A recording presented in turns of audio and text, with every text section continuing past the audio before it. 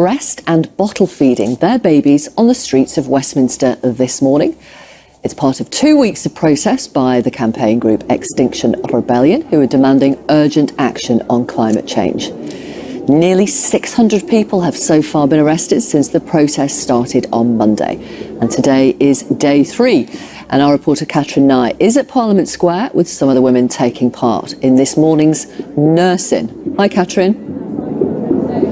Morning, Vic. This is day 3 of a planned 2 weeks of protests by Extinction Rebellion. It's their first major action since they brought parts of London to a virtual standstill in April.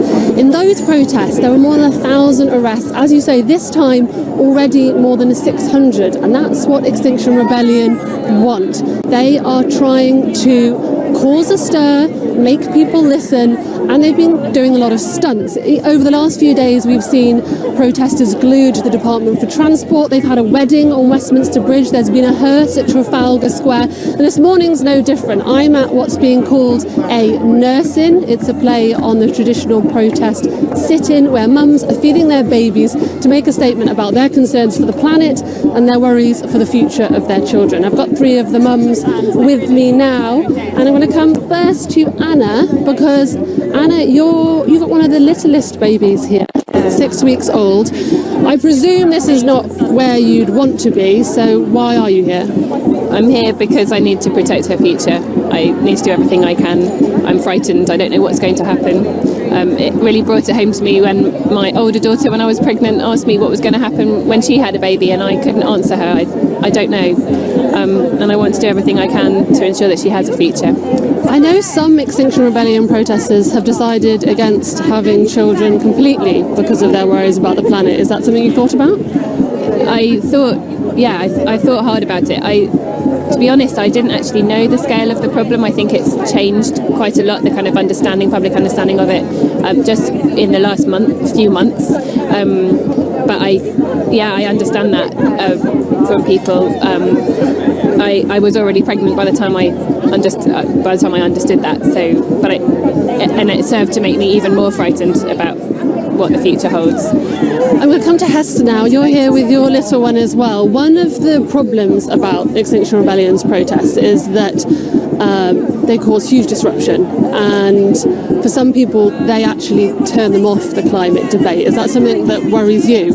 Yeah, I mean, in April I'm a fitness instructor, so I was going from club to club teaching classes, saw everyone protesting, and I heard all the grumblings and the commuters saying, oh, everyone's in the way, and it just made me feel so sad. I thought, this is not a selfish act, this is a humanitarian act. We're doing this because we really, really care.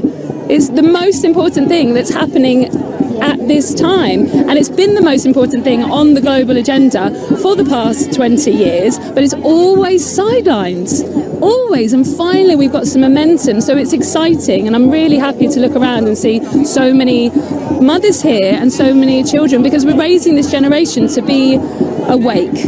You know, they are the generation that have to, they've got no time. They've got no time at all. We always thought there'd be more time.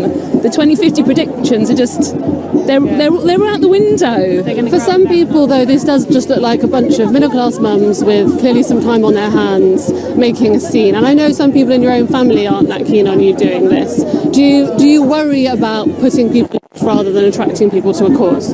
Yeah, and I think the environment movement in the past has got it wrong, you know, being too preachy, for instance. And I was always seen in my family as the problem one, because I used to come over to my mum's house, my stepdad's house, and turn off the TVs and turn off all the lights and say, why is this happening? Why is that happening? And I would constantly find myself in arguments. I refused to fly. I upset my mother because I wouldn't go somewhere with her. And I said, it's not about you. This is much, much bigger than that. And I now have a 9-year-old daughter who I want to feel is confident that I'm hearing her. She feels depressed by the situation.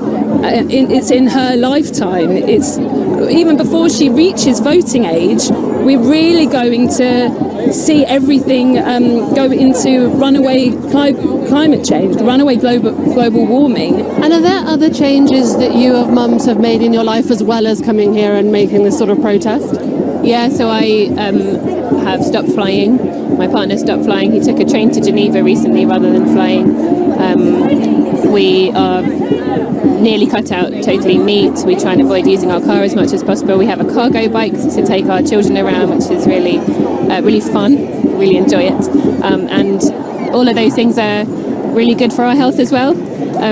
All of those things together mean that we're more active and our diet is better, and it can't be a negative. Take the steps that we're taking.